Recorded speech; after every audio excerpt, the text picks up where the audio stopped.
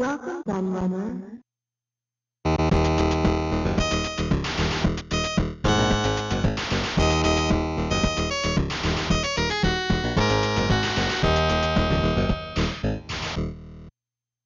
As followers of my channel will know, just lately I've been putting these videos to the vote, letting you, the viewers, decide what system I'm going to cover next in my Amazing Facts series.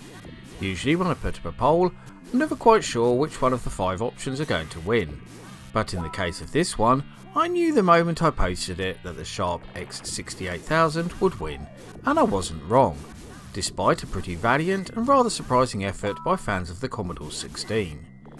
This is because the Sharp 68000 holds an almost mythical status amongst retro gaming fans, and whenever I feature it in one of my videos, it always gets a lot of attention. I'm not quite sure what this is down to though. It could be because the computer was only ever released in Japan, it might be down to the immense power this 16-bit beast provided, or it could be because it's a great system to play games on and people want to find out more about it. Perhaps I'm reading too much into this. Be sure to let me know in the comments. Released in 1987, the machine was part of the holy trinity of 16-bit Japanese home computers. Just as we in the UK had the Atari ST, Commodore Amiga and Acorn Archimedes, in the land of the rising sun they had the Fujitsu FM Towns, NEC PC98 and this micro, the Sharp X68000. Like our own 16-bitters, it was eventually pushed aside by PC compatibles, but not before it made a big impression on its audience, and it's still fondly remembered by many Japanese retro gamers today. So now I've set the scene for this video and hopefully whet your appetite for what's to come, it's time to get on with the educating as we explore 10 amazing Sharp X68000 facts. New Life Sharp. 今、黄金のマスクがよみがえるパーソナルワークステーション X68000 高解像度の自然色 CPU68000 の広大なアドレス空間さまざまな音をそっくりデジタル記録黄金のグラフィックスを持ったシャープ X68000 And it's all going on at Sharp. As I already mentioned in my intro, the Sharp X68000 has this incredible mythical-like status amongst Western gamers, being seen as some sort of dream machine that we were cruelly robbed of owning due to it only being released in Japan. But as well known as the X68 is amongst retro gaming fans, its 8-bit predecessor, the Sharp X1, is largely unknown, which is a shame because it too was a very impressive system for the time. The X1 series was first released by Sharp in 1982 and stayed on the market until 1988 when it was fully phased out in favour of its baby brother. This makes it a contemporary of Western computers like the Commodore 64, Sinclair ZX Spectrum and Amstrad CPC. Like the latter of those two, this is also a Zilog Z80 based micro with a General Instruments AY sound chip and built-in BASIC. Like the C64 and CPC, it had 64K of RAM, and again like the Amstrad computer, it was CP/M compatible too. But there were several areas where it excelled over its Western doppelgangers, such as the high-resolution graphics modes, and additional Yamaha sound chip, which was included in later models. It was also a very striking looking computer with an excellent keyboard. The X1 might not have been massively successful, being roundly routed by the market-leading MSX in its homeland, but it certainly set the scene for the X68000 rather nicely. And it's all going on at Sharp. If you're from the UK like me, then you'll no doubt be familiar with the old adverts for Ronseal wood products, where they proudly stated that it did exactly what it says on the tin. Well, Sharp's computer is similar in that regard, as the name is a direct reference to its Motorola 68000 CPU. Now, my mostly Western audience will already be familiar with this processor, as it was at the heart of both the Atari ST and the Commodore Amiga, as well as several games consoles too, like the Sega Mega Drive and SNK Neo Geo. But the variant that was included here was clocked at a much faster 10 MHz and supported by a wide range of custom chips, as well as a very healthy amount of RAM too. There were 3 sound chips offering up to 14 channels in total, over 65,000 colours, dedicated video RAM, specialist sprite generator, hardware scrolling, multiple play fields and high resolution modes too. Not to mention a wide range of add-ons and upgrades to improve this further. Later models of the computer actually replaced the 16-bit Motorola 68000 with its 32-bit successor, the 68030, same CPU that was also used in the Atari Falcon, giving it even more grunt. And it's all going on at Sharp. The native operating system on the X680 is called Human 68K and was developed for Sharp by Hudson Soft. Now there are two interesting things about this point in particular. Firstly, the fact that Hudson were mainly known as a video game company, and secondly, and even more interestingly, there's the fact that Hudson were responsible for developing the NEC PC engine, which was of course a direct competitor to Sharp's computer in the gaming sector.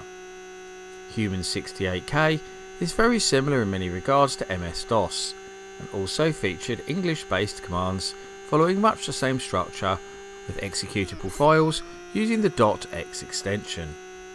Also like DOS, there were numerous revisions and versions of the OS, with later versions supporting a much larger range of functions.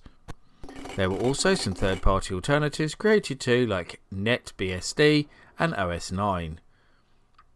Early models of the X68 have a GUI called Visual Shell, or VS for short, with later ones coming packaged with SX Window instead. A third GUI called Co-Window exists, with an interface similar to Motif, but this arrived very late in the system's life. These GUI shells can be booted from a floppy disk or the system's hard drive. Most games also boot and run from floppy disk too, though some are hard disk installable and others require hard disk installation. Most of this software, including Human 68K, SX Window and the BIOS ROMs, have since been released into the public domain by Sharp and are now freely available for download. And it's all going on at Sharp.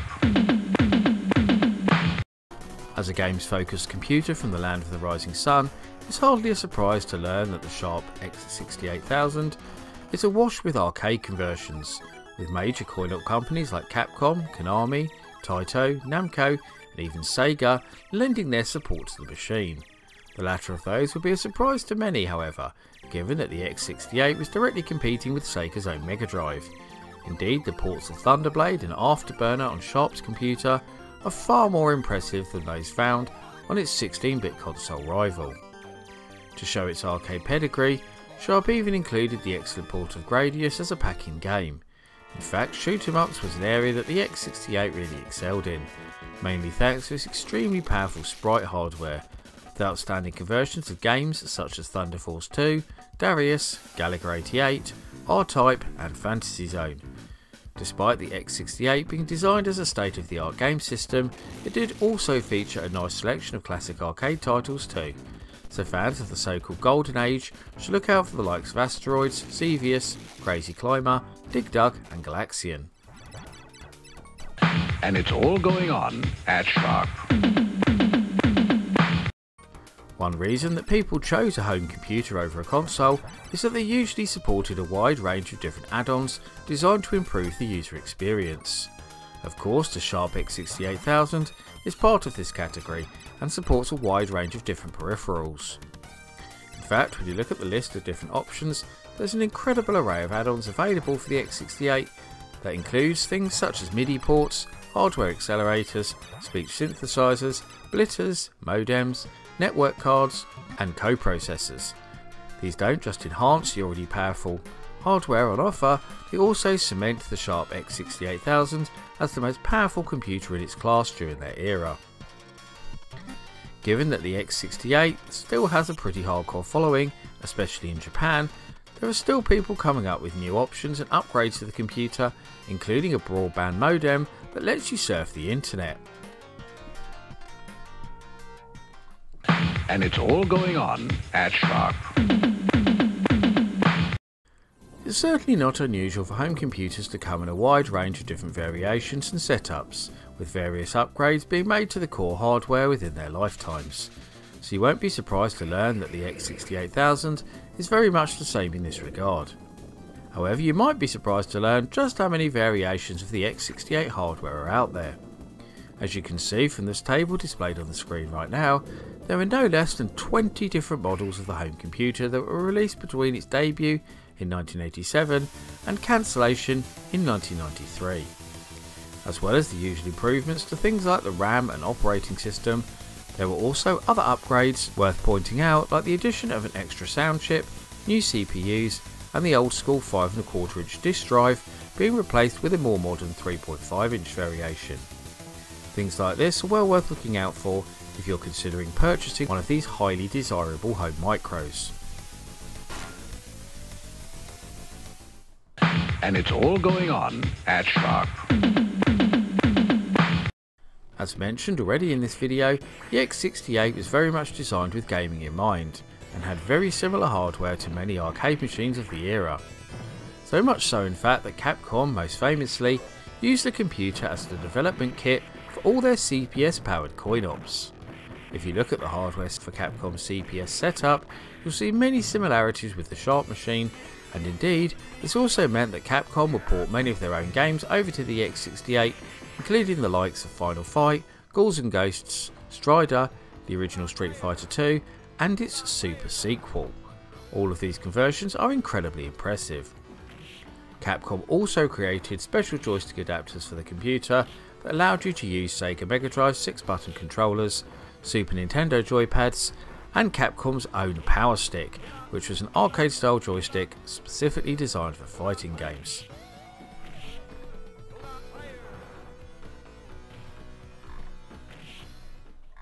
And it's all going on at Sharp. Before people even realise the immense power of the Sharp X68000, they are blown away by the way it looks. This is definitely an example of first impressions holding up. The very distinctive case design of the X68 features two connected towers that are divided by a retractable carrying handle. Tower designs certainly weren't commonplace in 1987, so this is already a point of innovation.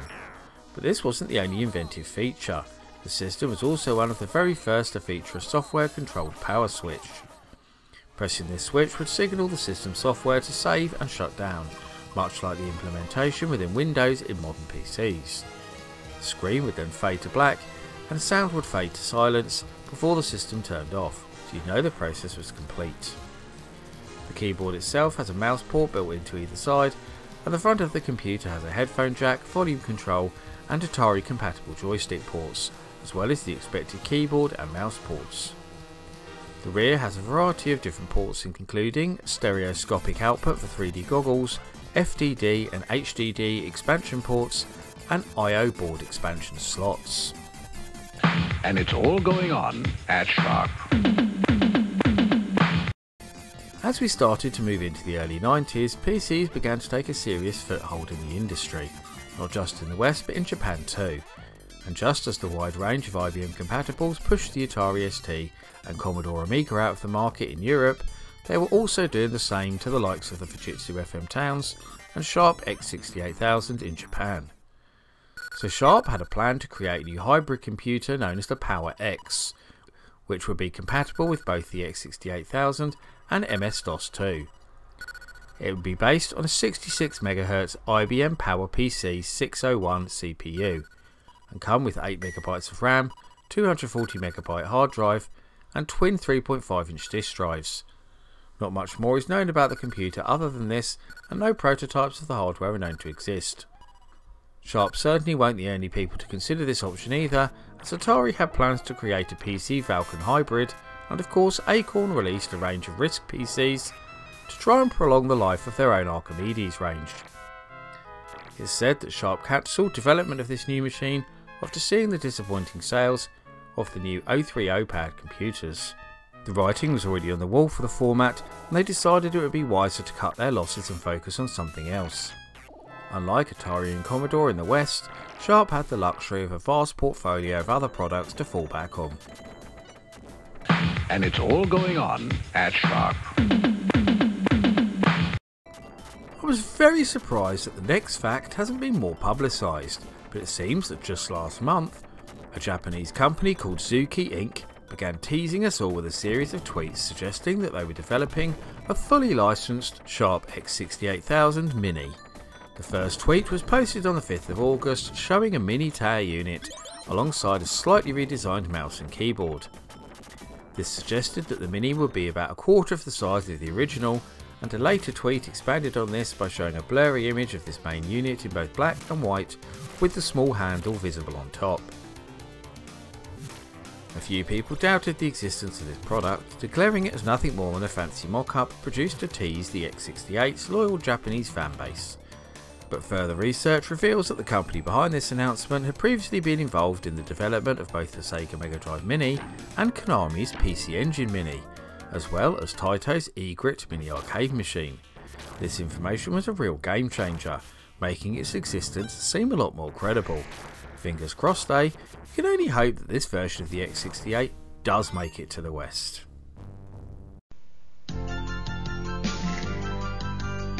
スキャナーやビデオを使えば表現力もぐーんと広がって遊びみたいに仕事ができちゃう。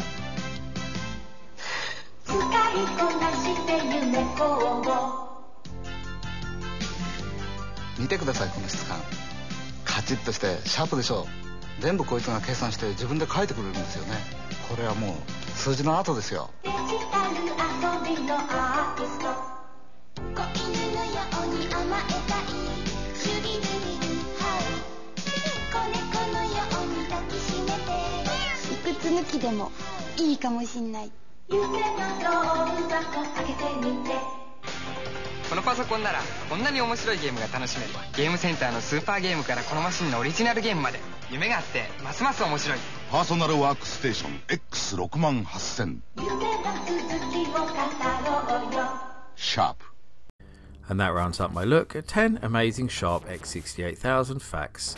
But which one of these fabulous facts was your favourite, or can you think of any other tantalising tidbits of trivia that I didn't include? I always love to hear the thoughts and views of my audience, so please get typing in that comment section. Before I go though, I must thank all of my loyal patrons for continuing to support my channel and make videos like this possible. However, I must give special thanks to the following patrons and YouTube backers in particular for their much appreciated pledges: Grady Haynes, D Vaughan, Mitchell Valentino, Neptune, Seth A. Robinson, Carl Olsen, Dos Gamerman, Sonic Mania 999, Paul Daniel, James Taylor, Retro Resolution, Troy Dube, Paul Metcalf and Electron Star Collapse. If you also want to help support all my creative endeavours, including this YouTube channel, then please go and check out my Patreon right now. You can get access to extra content including downloads, exclusive videos, creative insights and much more besides. I've been the Laird, I thank you for watching and I'll see you all again for another video very soon.